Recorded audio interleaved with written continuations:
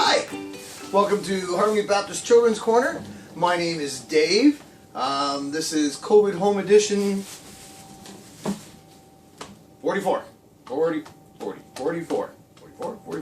COVID Home Edition 44 for February 14th. February 14th, Valentine's Day. That's the reason for the roses. Yeah, I gave these roses to my wife, not for Valentine's Day, which is today. I actually gave them to her for Christmas. They did pretty good, eh? About 10 years ago. Yeah, they're made out of duct tape. They're duct tape roses. What happened was, I'm going to set these somewhere. What happened was, well, we have 4 kids, and sometimes Christmas got a little tight with money, you know, so we'd say, you know, okay, let's only spend this much on each other, okay, only this much. One year it was, you know, a little tight, and we just said, look, let's just not buy presents for each other. And okay, deal. You know, and that's something you got to come to agreement. You can't present that. You can't be the one who says, I don't want to buy presents. But on the other hand, you know, but we got it out. We figured out, okay, promise. Not going to buy presents. Okay, I promise I'm not going to buy presents. Well, I took that very literally, and I said, I didn't buy presents, so I made presents. So I made these duct tape roses. And I made a couple dozen bath bombs. And I wrote a bunch of poems, and I actually wrote some letters. I wrote, like, when you're angry, open this, and there was something inside it, and then when you're happy and when you're sad, a whole bunch of those. I think it was about 6 or 7 things I gave to her that I made. Now, I had to buy the stuff to make them. So maybe I cheated a little bit. I didn't buy the present. No, I didn't buy presents, but I, you know, she was a little bit upset about that. Now, I was really proud. Like I say, this is like 10 years ago, and these look great. I think these look fantastic. They've lasted, you know. I'm really proud. And the bath bombs, she said, were great. They were, you know, and I've still got the recipe, and I've made them for her again. And she read all the letters, the envelopes, but she had kept those. And so I'm rather proud that you know, even though she was a little upset about it, and it wasn't a perfect thing. I still like that I did it. I'm still glad. I'm glad I created those things for her. It was something I enjoyed doing. I'm kind of proud of my creation. And this reminds me of a story of camp, and I think that's why I started with this. At camp one year, and I was talking about creating and what it feels like to create. And so what I did was I had everybody go off into their gopher groups, like your 4 groups.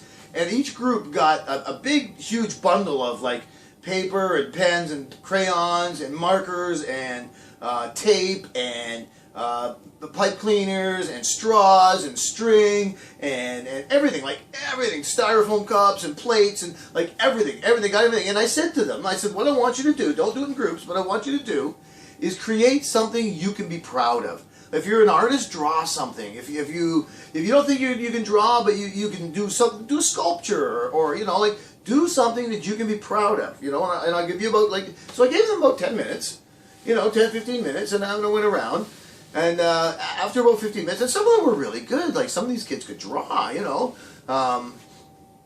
I think that's where I found out how good Kareth is. Kareth Allaby, she's really good, eh?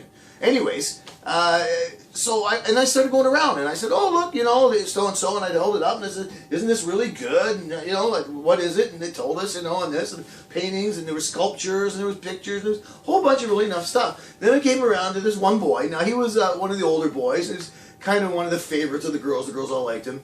And what I had done, I had gone to him before the Bible study, and I said to him, what we're going to do is we're going to create these things. What I'm going to do with yours is after you create it, we're going to talk about it. I'm going to go around, I'm going to talk to everybody, and then blah, blah, blah. And then I'm going to come to you, and I'm going to scrunch yours up, okay? Even though it's good, and I want you to do something good. I want you to do a really, really good job. But for part of the show, I'm part of the story, the lesson, I'm going to scrunch it up, okay? Just like, you know. And he said, okay. He was just happy that he was in on something. Okay, you know, he's in on it. So right on. So we go around, and I'm telling, you know, this and this, and I come around to him, and I say, hey, you know, let me see, what's this? And he tells me, you know, it was a sculpture. It was like right about big this, and it was actually really good. It was really neat. He had formed curves, and, you know, it was really good, and it was ooh and on. And I went, yeah, it's okay, I guess. I mean, I don't know. And I scrunched it up. Well, you could have heard a pin drop for a half a second, and then it was, ooh, everybody was, ooh, they could not believe that I'd done that. And they were, you kid, what did you? And I said to them, okay, now how was that feel like? That you're just shot. And I said, now he knew, okay? And I told him, I said, he knew I was going to do that, but what I want you to do is that feeling that you just got of the immense shock of when I scrunched that up in the garbage. I want you to hold on to that feeling.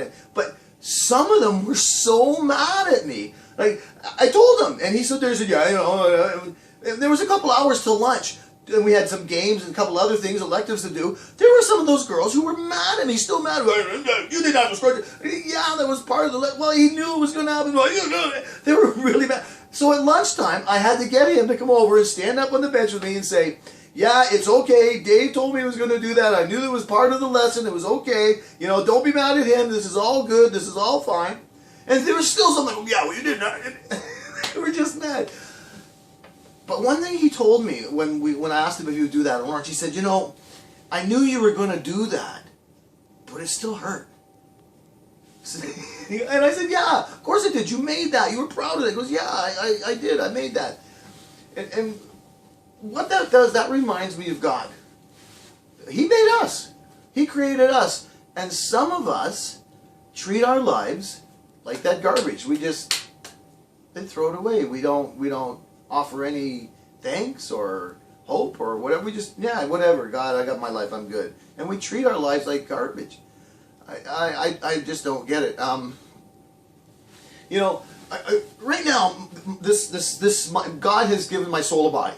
Right? Like right now, God has given my soul a body. He created the whole earth. He gave it, and created this body for my soul to have. So, in this creation, why shouldn't me, as the creator, how can I not absolutely love him back? I mean, and Jesus said that's the only thing God wants you to do, is love him with all your mind, with all your soul, and with all your heart.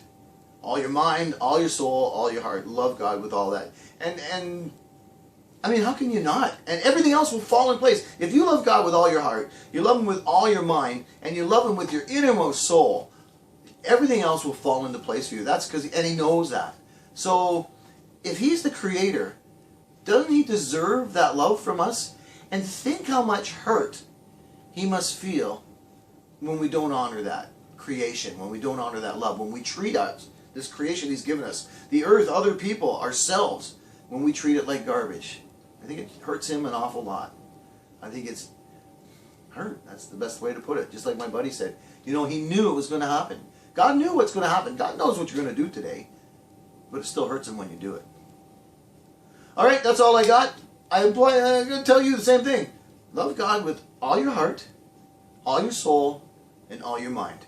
That's the only thing he wants. And if you do that, everything else will fall into place. All right, have a good week. Talk to you later.